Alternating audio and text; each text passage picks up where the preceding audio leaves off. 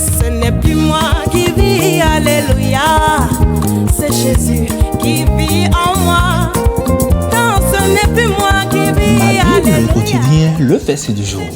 Romains chapitre 14, le verset 7, je cite. En effet, nul de nous ne vit pour lui-même et nul ne meurt pour lui-même. Fin de citation, glorifiez le Seigneur. Le verset du jour enseigne ici la responsabilité profonde qui découle de notre identité en Christ. Bien-aimés, le verset du jour, le verset 7 commence par « en effet », signifiant une connexion immédiate avec le contexte précédent du chapitre.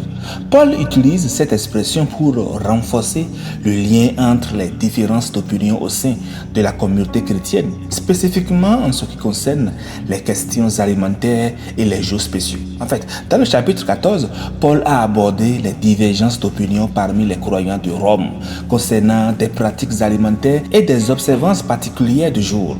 Certains croyants de l'époque étaient stricts dans leur observance, mais il en a toujours de nos jours, tandis que d'autres étaient plus libres. Paul exhorte à la tolérance mutuelle et à l'amour malgré ces différences, évoquant la responsabilité que chaque croyant a envers Dieu et envers les autres membres de la communauté. Les différences individuelles dans la manière de vivre la foi chrétienne ne peuvent être ignorées, mais Paul nous rappelle que nos vies ont un impact bien au-delà de nous-mêmes. Ainsi, lorsque Paul affirme dans le verset du jour que nul de nous ne vit pour lui-même et nul ne meurt pour lui-même, en fait, il veut nous démontrer que, en tant que croyants, en tant que chrétiens, notre existence est inextricablement liée à la communauté chrétienne. Aucun aspect de notre vie ne peut être isolé. Nos actions, nos choix affectent directement ceux qui nous entourent. Et mieux, le verset 8 viendra appuyer cela en soulignant que nous vivions ou nous mourions, nous appartenons au Seigneur. Paul établit là une dualité essentielle. Notre vie et notre mort ne sont pas autonomes, mais elles sont entièrement dévouées au Seigneur. Si nous vivons, c'est pour le Seigneur. Et si nous mourons, c'est aussi pour le Seigneur.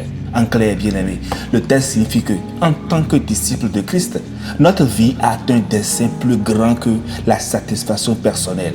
Il nous rappelle que nous sommes membres d'un corps plus vaste, liés les uns aux autres par notre relation commune avec le Seigneur. Chers amis, nous pouvons appliquer ce texte en vivant une vie consciente de son impact sur la communauté chrétienne. Cela implique la considération des autres dans nos choix et non du tchéguérambisme, la pratique de l'amour et de la tolérance au milieu des différences et la reconnaissance que nos vies sont dédiées au service du Seigneur et de son peuple.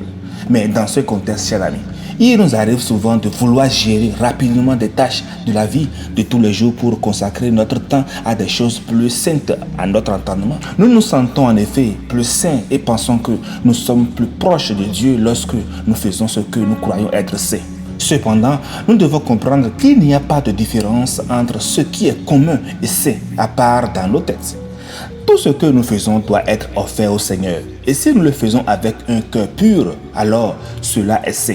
Vous pouvez remplir des tâches quotidiennes comme aller faire votre job, aller faire votre boulot, rester à la maison, discuter en famille. Donc, tout ce que nous faisons, tout ce que nous entreprenons, même vendre au marché, dans nos ministères à l'église, tout ce que nous faisons, comme faire les courses qui seront tout aussi saintes que la prière, tant que votre attitude au travers de tout ce que vous faites glorifie et honore Dieu.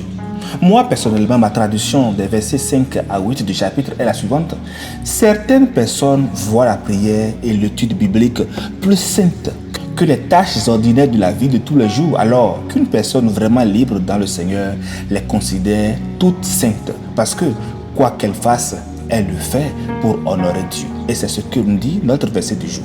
Donc, au lieu de ne donner qu'une partie de votre vie à Dieu, chers amis, faites le choix aujourd'hui de lui consacrer chaque chose que vous faites. Même si personne ne vous voit, Dieu, de là où il se trouve, est et reste avec vous et vous devez consacrer ce que vous faites donc à l'Éternel. Chers frères et sœurs, même les tâches quotidiennes sont pour la gloire de Dieu. Sers ton foyer avec joie et fais-le pour la gloire de Dieu. Bonne méditation et joie de Christ sur tous. Alléluia chez vous. Je suis forte, oui plus que vainqueur par le sang de Jésus mon sauveur. Je suis fort.